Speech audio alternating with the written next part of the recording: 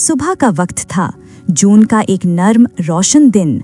धूप ने नए सपनों की रोशनी बिखेरी थी और 9 साल की एक चुलबुली क्यूरियस सी लड़की लीला थॉम्सन आंख खोलती है एक बिल्कुल अनजानी लेकिन दिलचस्प दुनिया में।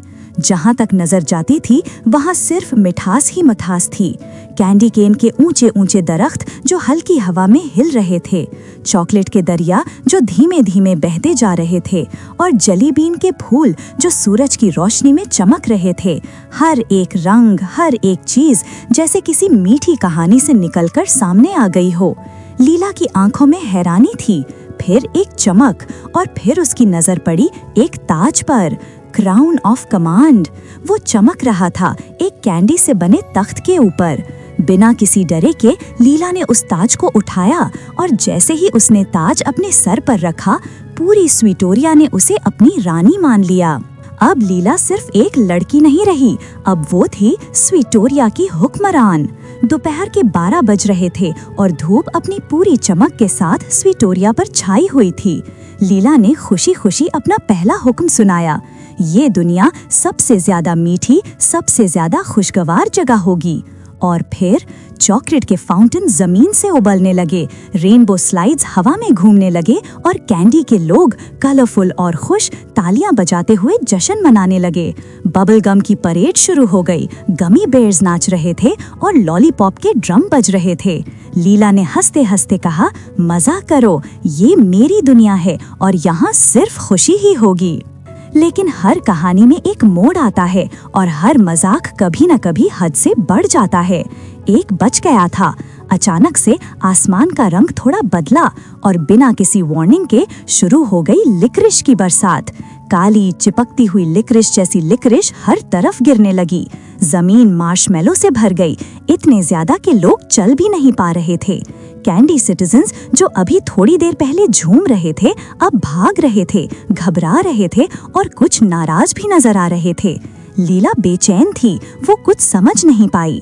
लीला स्लोली कंफ्यूज्ड, मैंने तो सिर्फ मजे के लिए कहा था, पर ये सब।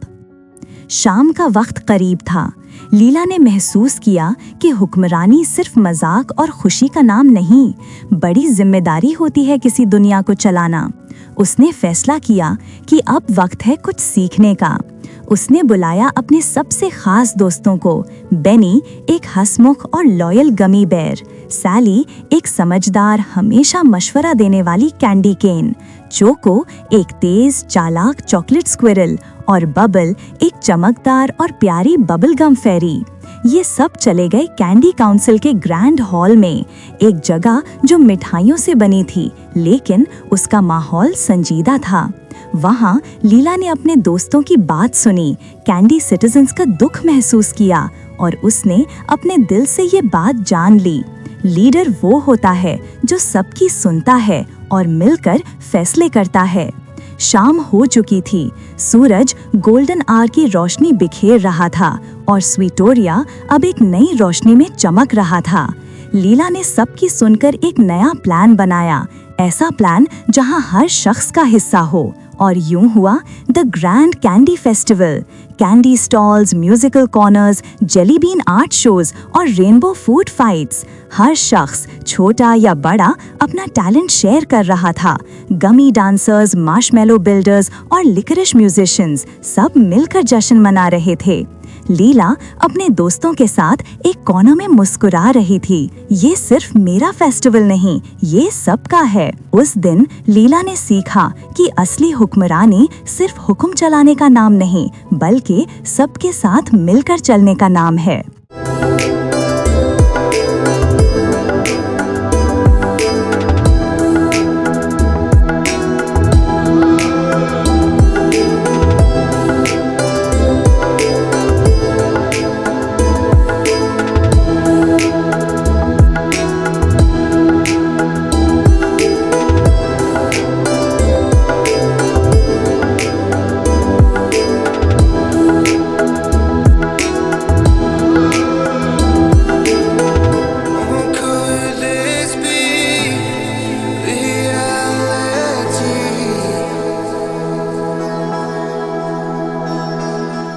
ठंडी हवाओं की आवाज, दूर से कुछ लोगों की बातें, एक पुराना शांत सा गांव जहां वक्त जैसे थम गया हो।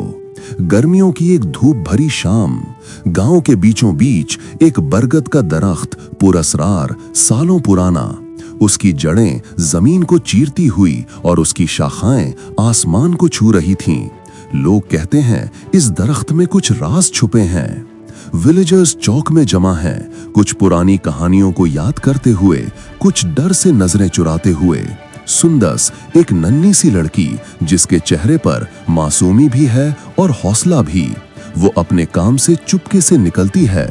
उसके दिल में एक सवाल है, आखिर इस दरख्त के अंदर क्या छुपा है। वो आगे बढ़ती है, दरख्त के करीब जाकर घुटनों के बल बैठ जाती है, मिट्टी हटाती है, पत्तों को एक तरफ करती है और फिर एक पुराना बॉक्स नजर आता है, जंग लगाए हुए, नक्शो निगार, जैसे किसी ने कभी दिल से बनाए हों। सुंदस के हाथों में थोड़ी सी कांप है, लेकिन आंखों में सिर्फ एक जज्बा, सच जानने का। बरगद के साए तले हवा में मिट्टी की खुशबू है, पेड़ के पत्तों से धूप छनकर नीचे गिर रही है, एक सुकून भरा मंजर। सुंदस बॉक्स खोलती है, अंदर कई चीजें हैं, एक पुरानी मुतली, एक छोटी सी घंटी, एक रंगीन रुमाल और एक खत। उस खत को देखकर उसकी सांसें तेज हो जाती हैं। वो धीरे से लफ्ज पढ़ती है, मैं अमीना हूँ, 200 साल पहले इस गांव में रहती थी, जब जिंदगी इतनी आसान नहीं थी, लेकिन ख्वाबों का रंग गहरा था। खत पढ़ते पढ़ते सुंदस की आंखों के सामने एक नया जहां खुलता है, अमीना की दुनिया, उसकी सोच, उसकी चाहत और सबसे बढ़कर उसका जज्बा कि एक दिन ये गांव बदलेगा। सुंदस के होंठों पे मुस्कुराहट है, लेकिन वो मुस्कुराहट एक जिम्मेदारी भी है। सुंदस अकेले ख्वाब नहीं देखती, वो अपने दोस्तों को बुलाती है, वही जो उसके साथ खेतों में खेलते हैं या तालीम के बिना सपने अधूरे छोड़ चुके हैं। सुंदस खत सबको पढ़ती है, एक एक लफ्ज उनके दिल को छू जाता है। अमीना के ख्वाब अब इन सब के हैं। कोई पानी के मसाइल की बात करता है, कोई तालीम की रोशनी फैलाने का प्लान देता है। ये बच्चे सिर्फ सोच नहीं रहे, ये करना चाहते हैं। अगर अमीना ने 200 साल पहले सपना देखा था, तो हम उसे पूरा क्यों ना करें। अब गांव बदलने लगा है, चौक में लोग हैं, हाथ में औजार हैं, आंखों में उम्मीद। बच्चे पौधे लगा रहे हैं, लोग पानी बचाने के तरीके समझ रहे हैं। और सुंदस वो सिर्फ एक लड़की नहीं रही, अब वो एक लीडर है, एक मिसाल है। बरगद का दरख्त वहां अब भी है, लेकिन अब उसकी छांव में डर नहीं, एक नई रोशनी है, एक नई कहानी लिखी जा रही है, जिसमें हर शख्स का नाम है। शाम ढल गई है, लेकिन रोशनी अभी बाकी है। सुंदस एक बार फिर बरगद के नीचे है। इस बार उसके हाथ में एक नया खत है, जो उसने अमीना के लिए लिखा है। अमीना, तुमने जो सोचा हमने उसे पूरा किया। तुम्हारे लफ्जों में जो रोशनी थी, अब वो हमारे काम में नजर आती है। हम भी एक दिन किसी सुंदस के लिए रोशनी बनेंगे। वो बॉक्स को दोबारा दफन करती है, लेकिन इस बार उसके आसपास फूल लगाती है। हर फूल एक नई सोच का पैगाम है। आसमान में सूरज ढल रहा है और बरगद का दरख्त एक बार फिर गवाह है, एक नई सुबह के। हर दौर की कहानी अगले दौर का रास्ता बन सकती है। अगर हम गुज़िश्ता वक्त से कुछ सीखें, तो हम अपना आज और कल दोनों बेहतर कर सकते हैं। अमीना ने सपना देखा, सुंदस ने उसे हकीकत बनाया। अब बारी है हमारी कुछ कर दिखाने की। अगर ये कहानी आपके दिल को छू गई हो, तो एक लाइक जरूर करें। नीचे कमेंट में लिखें, मैं भी एक सुंदस बनना चाहती हूँ। और सबसे जरूरी बात, सब्सक्राइब करना मत भूलिए, ताकि आपको मिलती रहें ऐसी कहानियां जो सिर्फ सुनाई नहीं जाती, महसूस भी की जाती हैं।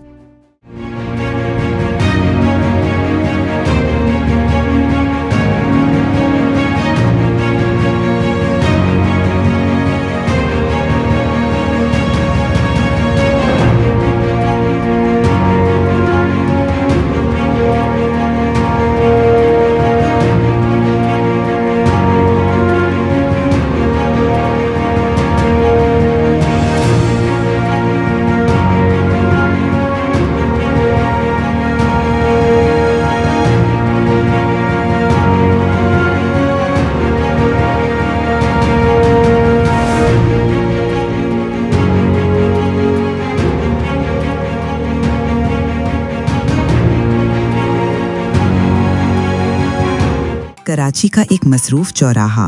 दिन के 3 बज चुके हैं। धूप शहर पर बिल्कुल सीधी गिर रही है।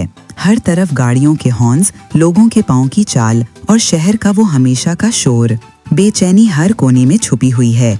इसी अफरा तफरी में एक नौजवान अली खान अपना ईज़ल सेटअप कर रहा है। उसके कपड़े पुराने हैं, लेकिन हाथों में रंगों की रोशनी है।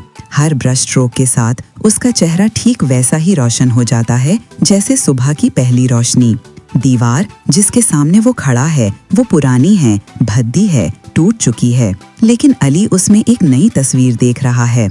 रंग जब कैनवस से टकराते हैं तो लोग रुक जाते हैं। शहर की गाड़ियां धीमी हो जाती हैं। गुस्से में भरे लोग पल भर के लिए चुप हो जाते हैं और अली अपने आर्ट के जरिए शहर के हालात को एक नया चेहरा देने लगता है। वो सिर्फ पेंट नहीं कर रहा, वो कराची को महसूस कर रहा है। शाम ढल चुकी है। एक छोटी सी जगह जहां हर चीज की कमी महसूस होती है, लेकिन मोहब्बत की नहीं। अली की माँ एक पुरानी कुर्सी पर बैठी हैं, हाथों में कुछ बिल्स, आंखों में बेचैनी। घर का एक बल्ब कभी तेज झलकता है, कभी धीमा पड़ जाता है, जैसे रोशनी भी थक गई हो। वालिद कमरे में इधर उधर चलते हैं। हर कदम उनकी परेशानी का इजहार करता है। जिंदगी का बोझ उनकी छालों से बढ़ चुका है। तभी दरवाजा खुलता है। अली वापस आता है। रंग से भरे कपड़े, थके हुए हाथ, लेकिन चेहरे पर मुस्कुराहट। उसका आना एक पल के लिए ही सही, लेकिन अंधेरे में उजाला बन जाता है। वो अपनी माँ के पास बैठता है, कुछ नहीं कहता, सिर्फ मुस्कुराता है, और उस मुस्कुराहट में पूरा घर हल्की सी रोशनी से भर जाता है। अली का आर्ट सिर्फ शहर के लिए नहीं, उसके घर के लिए भी उम्मीद है। वो उम्मीद जो रोज बिल्स के नीचे दबाई जाती है, लेकिन फिर भी जिंदा रहती है। कराची की एक आर्ट गैलरी। दीवारों पर रंग, रोशनी और जज्बात बिखरे हुए हैं। हर पेंटिंग अपनी एक कहानी कह रही है, लेकिन एक कोना है जहां अली के म्यूरल्स लगे हुए हैं। वो तस्वीरें जो कभी गलियों में बनी थीं, आज गैलरी की रोशनी में चमक रही हैं। गैलरी का मालिक एक एक आर्ट वर्क को गौर से देख रहा है। हर ब्रश स्ट्रोक में दर्द भी है और दुआ भी। गैलरी के मेहमान, किसी के हाथों में कॉफी, किसी के हाथों में कैमरा। हर कोई रुक कर पूछता है, ये किसने बनाया?